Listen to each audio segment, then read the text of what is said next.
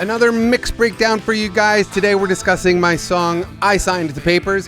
This is going to be a shorter mix breakdown than most of them.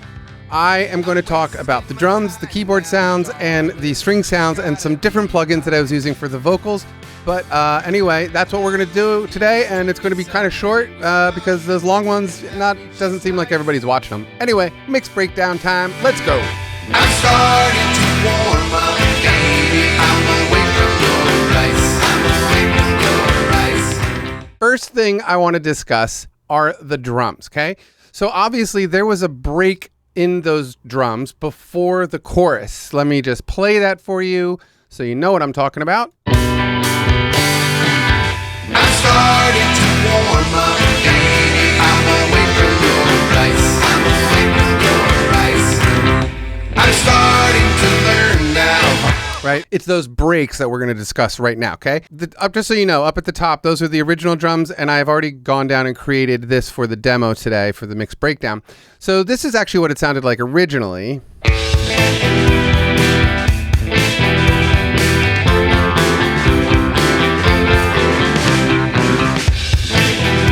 Right?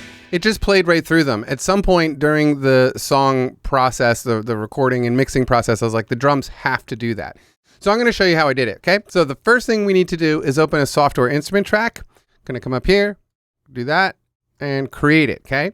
Now we need to tell it to be a drum track. So I'm going to come over here to the left, drum kit, and this was the retro rock kit. Now, of course, this is going to be minus the compressor and the EQs and stuff that are on this track.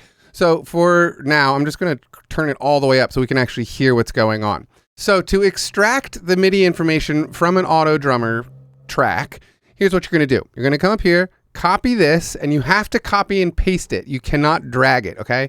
Now I'm going to come back to my software instrument track, and I'm going to paste it in. And now I have all of that MIDI information. So let's look at that in the editor. So here it is in the editor, and here's what it sounds like. Okay, it's the straight part.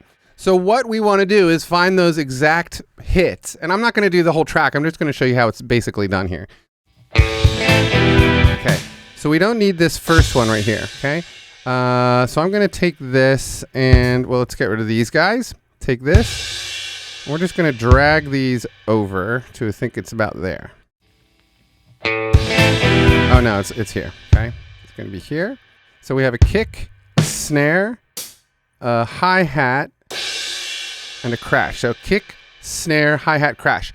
Remember, a drummer only has 4 limbs. So don't make him or her do multiple, like 6 things, because the drummer would never do that. And it's, it just sounds fake. So anyway. Okay, so that's the first one, okay? So now the second one, I'm going to guess, let me look again. Okay, so it's over this other snare. So I'm just going to grab this kick, pull it back, and I'm going to get rid of this hi-hat hit. It's a little early, I think. Let's do that. Let's get rid of that. Let's delete that one for now. No, it was here. Sounds weird. Why is there... What is going on?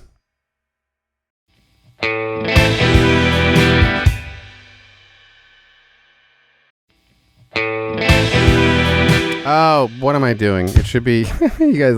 I know you guys like watching me work. Do you also like watching me fail? It should be right there, I think. Why is it wrong?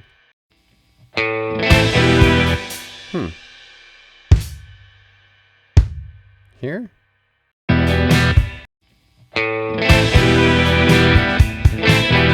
think that was right.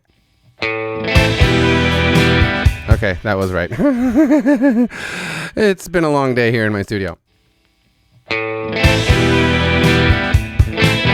Okay. So I think you get the concept, even though it didn't seem like I was getting the concept right there. Anyway, but yeah, I actually made a full auto drummer. I've made a couple of like auto drummer advanced tutorials. So I will leave a link for them possibly floating around my head right now. And I'll leave a link down below for them as well.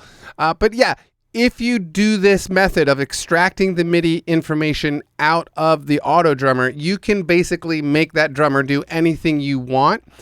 I will say this, when you're done, so say I'm done with this, which obviously I wouldn't leave it like this, but I'm going to come back up here, and now I can just take it and drag it back up into the normal drum part, and it's there, right? So with the intro, this is the intro section.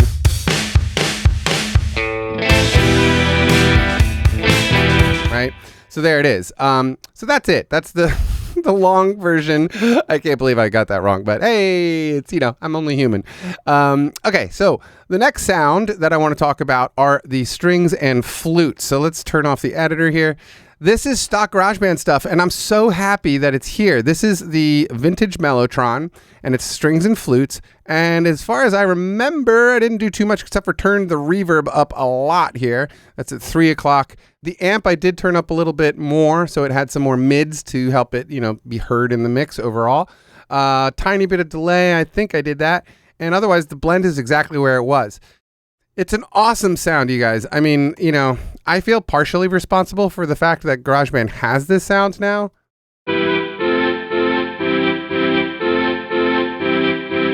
I mean, it's the Strawberry Field sound. What are you going to do? It's such an awesome sound. And maybe this is total, and I do sort of feel like, maybe sometimes the guys at Apple actually watch my videos, because I actually made for the old version of GarageBand. I can't remember exactly which one it was, but it was one of the versions before GarageBand 10. I actually invented a sound using the old strings and the old flutes and came up with my own Mellotron sound back then. And then when the version 10 came out, it suddenly had it. And I was like, hey, that's awesome. I wonder if I had anything to do with that. I just thought the Mellotron was a very strange choice for them to put in here. But when they did it, I was obviously very happy. The other sound, let's use this one, is the 70s clav. The only thing I did to it was I turned on the brilliant switch, the medium switch, and the soft switch. There are 2 tracks of this, but here's what it sounds like. Right? Great sound. I wish it was a harpsichord, but for some reason they got rid of the harpsichord. I couldn't even find it in the legacy sounds. I remember there being a harpsichord, but now there's a clavinet. Not a big difference, I guess.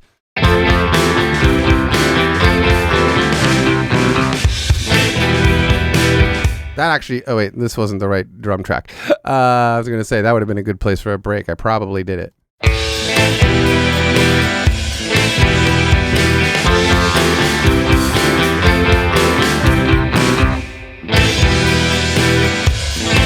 Okay, so that's that sound. All right, so those were stock sounds. I didn't really affect these at all. I might have turned up the reverb on this upper one. Yeah, this is like through the verses and stuff.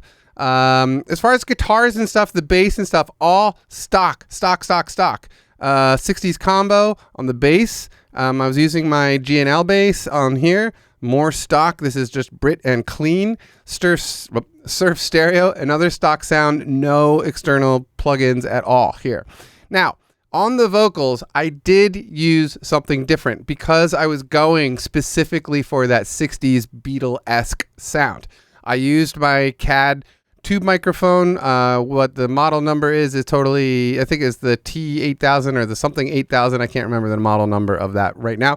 I have made a video of it and you'll never find it because I can't tell you what it is. It's one of the CAD microphones that I have, which I love, that Lollipop microphone. That thing is great. But anyway, the plugin that I'm using here is the Red 37 plugin from Waves. I purchased this with my own money, and it's great. I love this thing. I don't know how accurate it is to the original mixing desk that they were using, the original EMI desk that the Beatles used in Abbey Road. But from the reviews and the engineers that I know that use it online or talk about it online, they all claim that it's pretty darn close.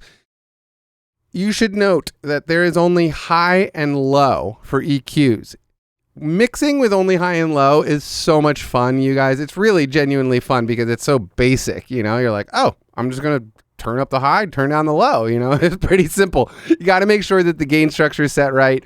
It does have a drive knob, which I don't use very much of, and I do sort of tend to crank up that analog sound on this thing. It's a great little plugin if you're curious about getting that like authentic Beatles sound. These are totally affordable. I remember buying them on sale for like $29 or something like that last summer. And, Waves is always doing different sales. There's another plugin from Waves that I'll quickly show you that is similar to that, but slightly different. It's the updated version of that mixer. And where is it? The 1, 2, 3, 4, 5, the TGI right here. This was the upgraded version of that original EMI desk. It has a built-in compressor and a limiter in it, and it's another great one. It's a very cool plugin if you're interested in getting that Beatles sound. Now, on the vocals, I will say I was also using this. This is another Waves thing. That is another sort of Abbey Road thing. This is the J37 tape delay. This is a great tape delay. If you're looking for a good tape delay emulation from Waves or from anyone, this is a good one. It's really, really nice. It has an IPS control on it. And it's just a good one. It's just a really good one. So I think I'm going to call it there. I don't want to get too deep into this particular one just because I think those were sort of the most interesting points of it. If there's anything specific that I left out that you want an answer to, or like, oh, I really wish you talked about that, leave it in the comment section below. And I promise you, I will respond and I will give you as much detail about whatever it is that you're asking. Now, I also want to sort of apologize. I know this is coming out late. This video is coming out late and it's also a little short, but I got new monitors today. I got the new IK Multimedia MTM iLouds, and anybody that watches my channel regularly knows I already love the little small iLouds, but I got the MTMs today, plugged them in, and I totally I'll plug them in and like listen for some music for a couple of minutes. I actually ended up sitting here for like 3 hours, just like listening to music and sort of being, well, I'm not going to give it away.